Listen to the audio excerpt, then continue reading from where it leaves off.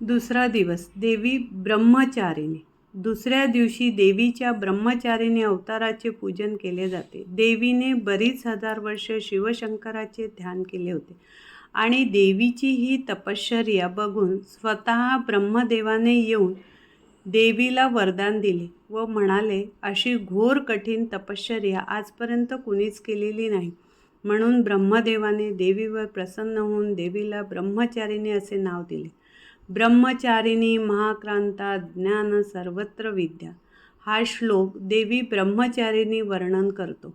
ब्रह्मचारिणी म्हणजे ज्ञानाची, बुद्धी आणि महाकाय शक्तीची देवी। महाक्रांता या शब्दाचा अर्थ आहे ती महाकाय व अद्भुत आहे, म्हणजे तिची शक्ती अनंत आहे।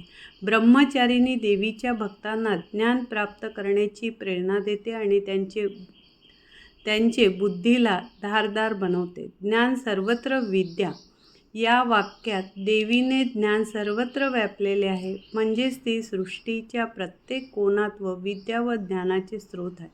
तिच्या आशीर्वादाने भक्त आपल्या जीवनातील अडचणी सोडवू शकतात, कारण ज्ञानामुळे मनुष्याला योग्य निर्णय घेता येतो। ब्रह्मचारिणी आराधना केल्याने भक्तांचा विवेक आणि बौद्धिक क्षमता वाढवते।